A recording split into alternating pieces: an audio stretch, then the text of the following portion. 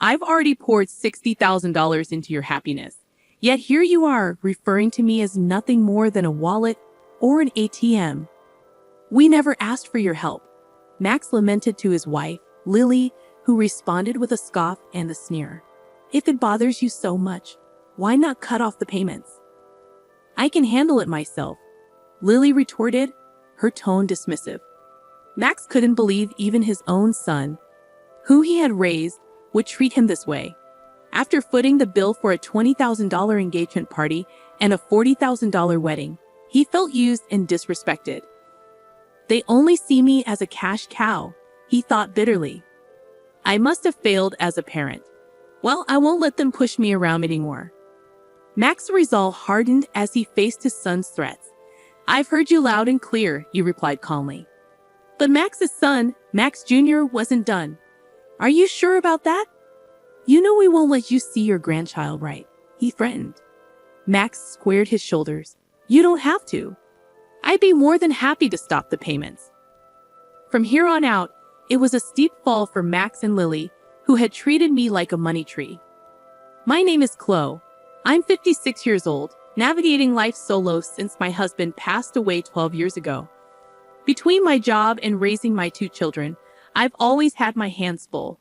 I hold an executive position at a decent company I've been with since before marriage, earning me the label of a career woman in the eyes of the world.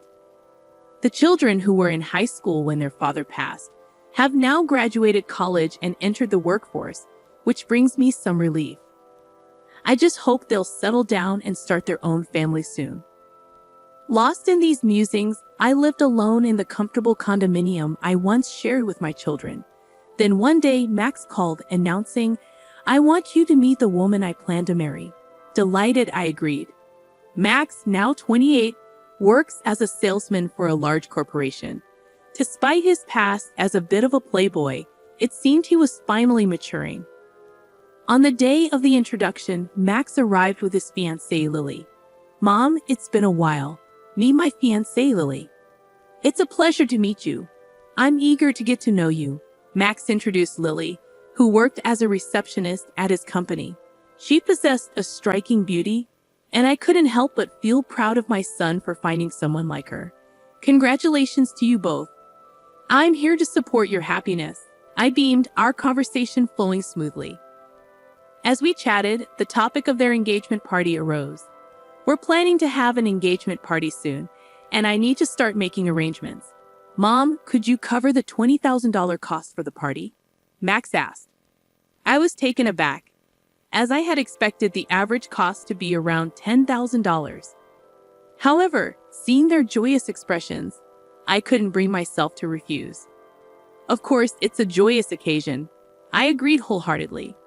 Later, my eldest daughter Mia came to visit. Mia, how's work going? The deadline was yesterday, I inquired. I'm managing well, so don't worry, Maya replied. She worked as a manga artist, and though she hadn't yet achieved a major success, she had her own series and was able to make a living from her passion. By the way, Mom, Max is getting married, isn't he? She asked, changing the subject. Yes, he came by the other day with his fiancée, Lily, to introduce her, and they've asked for $20,000 for the engagement party, I explained to Mia. Wow, $20,000 is the hefty sum for sure, Maya remarked. It's not just for the party. Apparently, they're planning to use it for their wedding funds and to give gifts of gratitude. Is that how it works? I questioned. And so, on the day of the engagement party, I handed over the promised $20,000. Lily and her parents looked delighted as they accepted the money. We'll use this to start our new life together, they declared, stashing away the cash. There were no gifts of gratitude as I had expected, but I reassured myself that this was typical of engagement parties. As long as they were happy, it was fine. However, a few days later, Max dropped a bombshell. I want a grand wedding with lots of guests and connections invited, maybe around 250 people. That sounds wonderful, I replied, trying to mask my surprise. And with that, Mom, I'd like to ask you to cover the upfront cost of the wedding, Max said. What? I have to pay. I thought weddings were typically funded by the couple themselves. I responded, feeling a sense of disbelief. I'm counting on you, Mom. It's quite common for parents to cover the wedding expenses. Besides, didn't I contribute a significant amount for the engagement party? Lily's parents aren't in a position to help financially, and I promised to repay you for the wedding gift, Max explained reluctantly. As I opened the bill Max had brought, my shock was palpable. The amount stated was a staggering $40,000. The idea of such an upfront cost made my head spin. Just how extravagant were their wedding plans? Wait a minute, isn't this a bit excessive? Why not plan a wedding within your means? I questioned. It's a once-in-a-lifetime event, and Lily doesn't want to compromise. Besides, don't you want Lily's parents to witness how happy she is? Max countered, leaving me feeling cornered. Feeling pressured, I couldn't bring myself to refuse. All right, it's indeed a joyous once-in-a-lifetime occasion, I conceded. Upon seeing my reluctant consent, Max smiled and thanked me before leaving the room.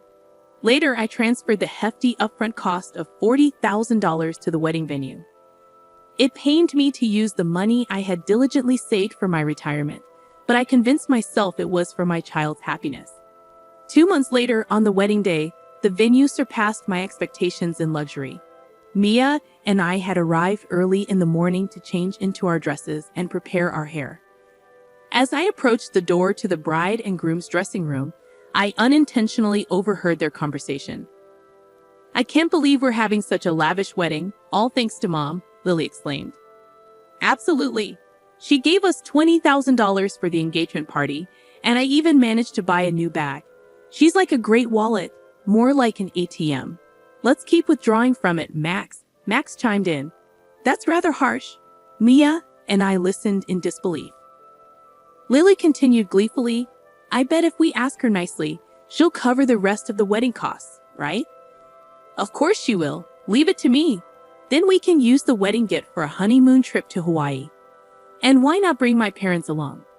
Perhaps we could even buy a high-rise apartment for our new home, Max added enthusiastically. That sounds perfect. Let's get my mother to cover the cost. She does have the money after all, Lily agreed. My hand trembled as I raised it to knock on the door. Sensing my distress, Mia gently led me away. With steady breaths, I squeezed Mia's hand, resting on my shoulder and whispered, Mia, there's something I need you to look into once the ceremony starts. Of course, Mom. Leave it to me. And so, Max and Lily's wedding commenced. As I watched their vows in the chapel and listened to the toasts at the reception, my mind lingered on their earlier conversation. Presenting the groom's mother, Chloe, the MC announced, and as the spotlight fell on me, all I could manage was a bow. Maya returned from her rounds of toasting and joined me. Mom, I checked with Lily's relatives. Both of her parents are perfectly healthy, Maya informed me. That's terrible. We need to address this. I'll stand by you, I assured Mia, as it was time for our first wardrobe change. Lily exited first, followed by Max. Now the groom will make his exit. Accompanying him is his mother, Chloe, who raised him single-handedly. The announcement was made, prompting me to walk down the aisle to meet Max.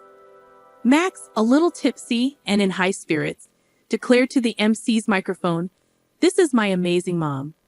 Keeping a composed expression, I walked beside Max, exiting the hall, and headed straight to the dressing room where Maya was waiting. Max, there's something I need to discuss with you, Mia began. What is it, sis? Make it quick. I need to change and get back, Max replied curtly as he started to undress. Mia and I exchanged a glance, both unsettled by his demeanor. How could he speak about Mom that way? Huh? You were eavesdropping? Well, whatever, Max shrugged, dismissing Maya's concern, just as Lily entered the room, already in her wedding attire. Mother-in-law, sister-in-law, what's going on? Lily inquired, noticing the tension in the room. Mia confronted Lily.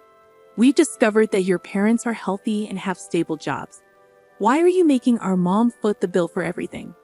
What's going on? Lily reacted dramatically, exclaiming, Oh, was this some sort of sister-in-law bullying? How terrifying. My patience wore thin at Lily's dismissive tone. I've already shelled out $60,000, hoping for your happiness, and yet you treat people like they're just wallets, ATMs. What kind of attitude is that? I snapped, frustration evident in my voice. Lily merely chuckled as if it were a joke. Acting all self-important over such a paltry sum. We don't owe you anything. Plus, it's customary for the groom's parents to cover the wedding costs, isn't it? Lily retorted. But you lied about your parents' help to splurge on a new bag. And yes, I overheard. It's a terrible habit to eavesdrop, Maya interjected. Mind your tongue, Mia, Lily snapped back, visibly irritated. She then turned her attention to Mia, saying, I won't take scolding from an older sister who's still single at 30, pursuing some eccentric career as a manga artist. Your nerdy tendencies are probably why you're still unmarried. Max chimed in, mocking Maya further. That's right, you're a lost cause when it comes to marriage, sis. Infuriated by their disrespect, I attempted to reprimand them, but Max laughed it off. If you're going to speak like that, why don't you try cutting off the payments?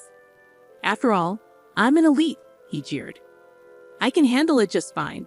It would be a pity to lose the cash cow, Lily remarked, her tone dripping with sarcasm. I felt a pang of disappointment. I had contributed $20,000 for the engagement party and $40,000 for the wedding, and yet this was how they chose to treat me? No appreciation, only cruelty. Doubts crept in about where I might have gone wrong in raising my son. Enough was enough. I refused to be manipulated any longer. I've heard everything you've said. Are you sure about that? If you don't cooperate, you won't get to see your grandchild, Max threatened. But I stood my ground firmly. That's all right. There's no need to bring them around. I'll gladly cease the payments. Max and Lily stared at me, stunned into silence. I'm cutting ties here. I wish you both the best, I declared as I took Mia's hand, and we made our exit from the venue. The sounds of revelry from the reception echoed in the background as we left. A month later, while enjoying a quiet moment with Mia over tea at home, the intercom buzzed loudly. Oh, Mom, it's Max. What should we do? Mia asked. Let him in, dear, I replied calmly. Max, whom I hadn't seen in a month, appeared at the door looking weary and disheveled. Why the sudden visit, Max? I inquired, curious about his unexpected appearance. Mom, have you received the bill for the wedding venue? Why haven't you paid it yet? Max questioned. Oh, the remaining balance, right. It was $45,000. Yes, it arrived, but I don't feel obligated to pay it, I replied. Don't be like that. We didn't receive many wedding gifts in the end and couldn't cover the bill. Now we're in debt, Maya interjected with a laugh. From what I gathered at the wedding, it seems you two have gained quite a negative reputation. Max, you've been throwing your weight around at work, taking on careless tasks. And Lily, you've been belittling other women, flaunting your appearance to snag a husband. It's no wonder people were reluctant to give wedding gifts to people like you, I explained, addressing their behavior. Hey sis, stay out of this, Max snapped, visibly angered. Mia remained composed, responding, Oh, how intimidating. Yet you mock me for being a failed manga artist or an otaku. Did you know that my manga was one of the top-selling Touhou manga this year? It's even set to be adapted into an anime and a movie next year. Needless to say, I'm in a much better financial position than you with your debts. Maya revealed her successful career. At that moment, Max's attention was drawn to something. Hey sis, is that? Yes, exactly, Mia confirmed, proudly displaying the ring on her left ring finger. I'm engaged to my editor. He's a prominent figure at a major publishing house. A real success. So we'll be able to take care of Mom on our own. We don't need your help. We never expected our children to support us. Thank you, Mia. We're planning a wedding, but we'll manage everything ourselves. Mom, you're invited, but Max, you needn't bother, I asserted. Turning to a bewildered Max, I stated firmly, Do you understand now? Don't bother us again. With Mia by my side, we guided Max towards the front door with determination. Please, Mom, and you too, sis, Max pleaded. I just thought of something. What would you even give us money for? I interrupted, noticing Max's hopeful expression as he turned around. I mentioned that director at your wedding. Turns out I didn't realize it at the time, but he's actually a client of my company. It seems you were extending all those undue privileges because of my association. However, I've instructed them to cease such favors, I explained. I had no idea about this, Max began, but I cut him off. Please just deal with it yourself. Goodbye, I said firmly. Mia and I escorted Max out and securely locked the door behind him. Max continued to cause a commotion outside, but after some time of ignoring him, the noise eventually subsided. A year has passed since that incident. Immediately afterward, I made the decision to sell the house to prevent any future visits from Max and Lily. I purchased an apartment with elderly services, ensuring a comfortable living environment for my old age. According to a neighbor from my condo, Max and Lily showed up and caused a scene, questioning my absence. This only affirmed the wisdom of my choice. As for Max and Lily, they'd abandoned their aspirations for a luxury high-rise apartment and now reside in a cramped space. Max, it appears, faced demotion following a review of his actions. Perhaps wounded by the loss of his elite status, Max's behavior has only worsened over time. It's surprising he hasn't been terminated from his job yet. Lily, who quit her job upon marriage, continued her extravagant spending for a while, but their finances quickly dwindled. Despite their debts, Lily's lavish habits remain unchanged, and her parents persistently demand money. Allegedly, they argue daily. I can only hope that they come to understand the value of hard-earned money and learn to appreciate those around them. However, that might be too much to ask of them. Thankfully, I still maintain a close bond with Mia. Her husband is a kind-hearted man who treats me with great respect, and they are expecting a baby. I eagerly anticipate spoiling my beloved daughter and grandchild. The thought of their arrival motivates me to keep going every day.